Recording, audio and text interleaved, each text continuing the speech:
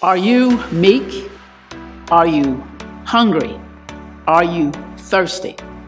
Are you meek? Are you hungry? Are you thirsty? We're going to dive into those very questions today as we continue in our series, The Blessed Life. Let's go.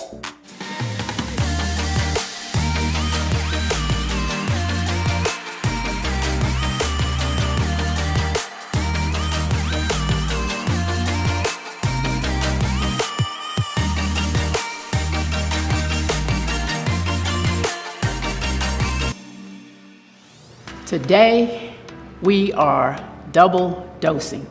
That's right, you heard me. We are double dosing today on the Beatitudes. The Beatitudes are found in the book of Matthew, chapter 5, verses 1 through 12. We find when we turn to this passage that Jesus is teaching principles and promises of the blessed life. If we are to have a blessed life, we are to follow these principles, follow these promises to get to the blessed life. So that's what we're going to get in today. But before we actually get into it, I want to say this to you. I want to pray and challenge you to listen to this message all the way through to the very end. And if while you are listening, I pray if you hear something that resonates in your spirit, that you would reach out to us, that you would call us. The information will be shared on the screen. It's being shared right now. Give us a call that we might pray with you, that we might talk with you, that we might together be transformed into kingdom citizens of God. If you would do that for me, I would be appreciated. I need you and you need me too. Okay, so let's get started with our double dosing. Are you meek? Are you hungry? Are you thirsty? Listen, if these were the questions on an American history quiz, if these were the questions, are you meek? Are you hungry? Are you thirsty? And you responded no, yes, and yes. I gotta tell you, you would absolutely ace that quiz. You would make a straight 100. You would make 100 on that quiz. Why? Because here in America, we don't teach you to be meek. We tell you, listen, don't let anybody punk you. Don't let anybody drag you. Don't let anybody think you're weak. That's what we teach in America. And we teach you to be hungry and thirsty for fame, for fortune, and for success. If you are hungry for those things, then of course you are an American citizen. That is the American dream. That is what we do. So when we come to our passage today, when we come to these Beatitudes, we see that there's a slight problem. Things seem a little bit foreign to us. And that is because here in America, we don't live like that. We aren't taught like that by the world's standards. And these Beatitudes challenge us. They challenge us to think differently. So let's read our text for today. Today we're looking at Matthew chapter 5, and we're double dosing. So we're looking at verses 5 and 6. Reading those verses in the English Standard Version, we read these words. Blessed are the meek, for they shall inherit the earth. Blessed are those who hunger and thirst for righteousness, for they shall be satisfied. Now, right away, straight out the gate, we see a word that is foreign. We see a word, blessed is the meek. What in the world is meekness? What is that? We don't use that term today. But let me give you an example. Let me share with you what meekness is. Imagine you're a 230-pound linebacker playing football, playing for the Wildcats, by the way. And you have a little sister, and she asks you to support her by taking ballet. 230-pound linebacker taking ballet to support his little sister. Now, his friends start to tease him. His friends start to kind of rag on him about that. And he has the ability, he has the power to totally crush them, to destroy them because of their teasing. But he surrenders that strength. He surrenders it for the will of someone else, namely his little sister. Or imagine you're a middle school or high school student and you have a black belt in judo. And you have all these people that are constantly, bothering you and teasing you, messing with you and stuff. And you decide, rather than using that strength, rather than using those skills, rather than using that power to utterly destroy them, you decide that you are going to submit. You're going to surrender that power. That is the definition of meekness. Meekness is not weakness. Meekness is power and strength surrendered. It is strength submitted. It is self-control given over to God in order that you might be spirit controlled. That, in essence, is what meekness is. It is when you decide to be all that God created you to be, because that is His will and desire. We read that same passage in the Message translation, and I want you to hear this translation. Matthew 5:5. You're blessed when you're content with just who you are, no more, no less. That's the moment you find yourselves proud owners of everything that can't be bought.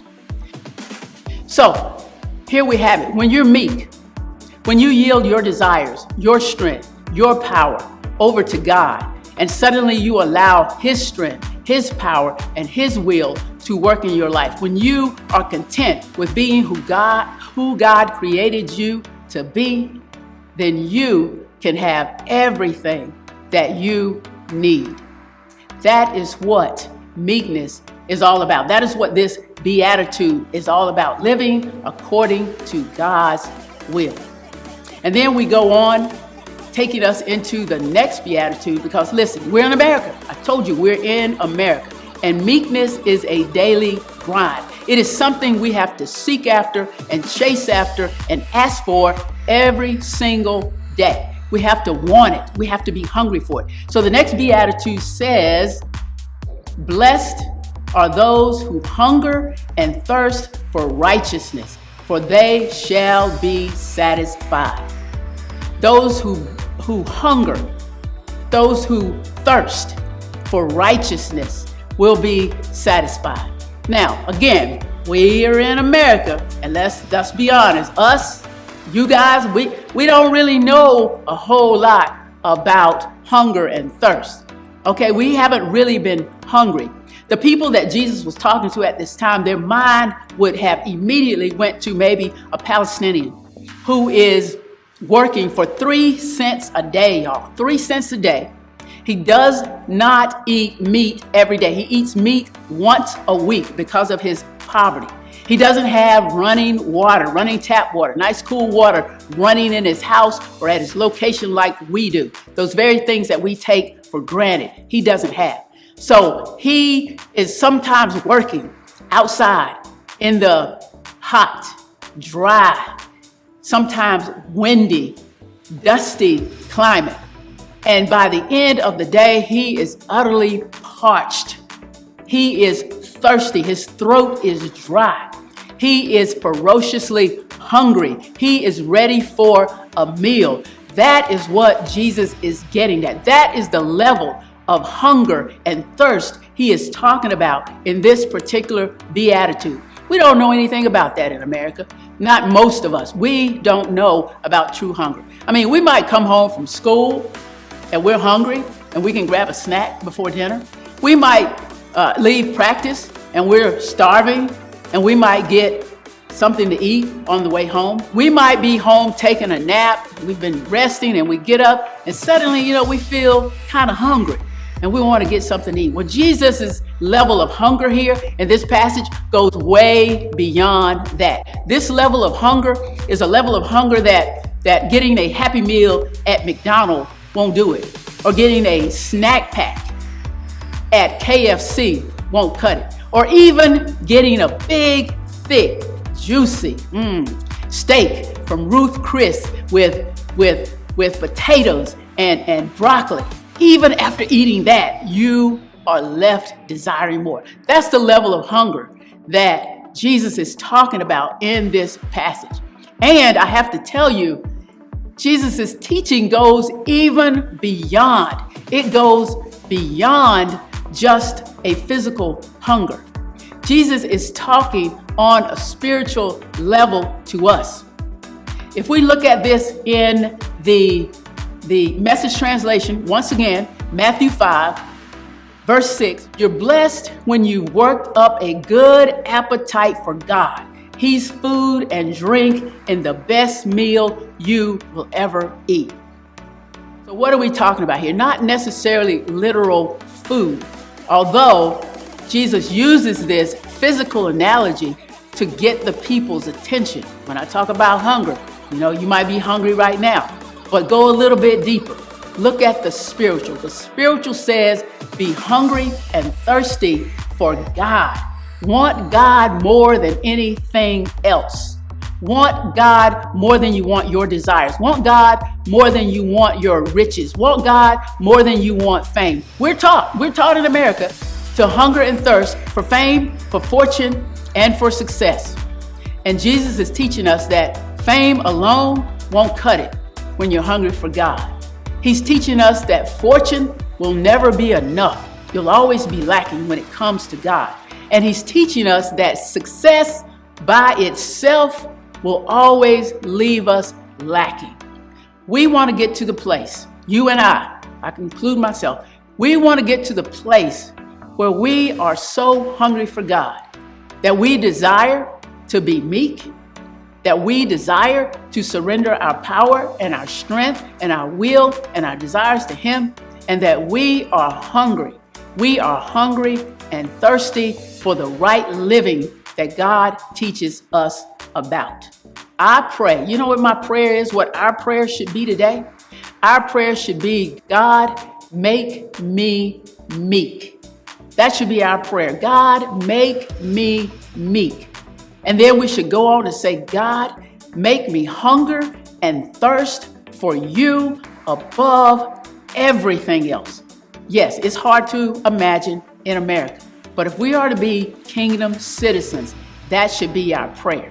And we also should pray that God will use us to be an example to others of what the blessed life is. Pray with me now. God, we thank you. Thank you for these Beatitudes. Thank you for this double dose. Thank you for meekness, which is so unfamiliar to us. Thank you, God, for teaching us that we should give up our will and our desires, and that we should hand control over to you, that we might be controlled by your Spirit. God, help us to be hungry. Help us to be thirsty, not for fame, not for fortune, not for success, not for the world standards of what we ought to be, but help us to be hungry and thirsty for you and for your righteousness, because your word, your promise is that we will be full and we would be satisfied and that we would have everything we need. I pray for every young person that is listening to that today. I pray, God, that you would help them to understand all that has been shared. And I pray, God, that you would move upon their heart to desire these very things. We pray and we ask all of this in the name of your Son, Jesus the Christ. Now, if you're still here, you're here, you stayed to the very end. The information again is on the screen. I pray that you would reach out. If you would like to know more about the blessed life, if you would like to walk with us and to share with us and to practice with us that blessed life, give us a call, reach out, and we'll be happy to connect. Have a great week, and God bless you.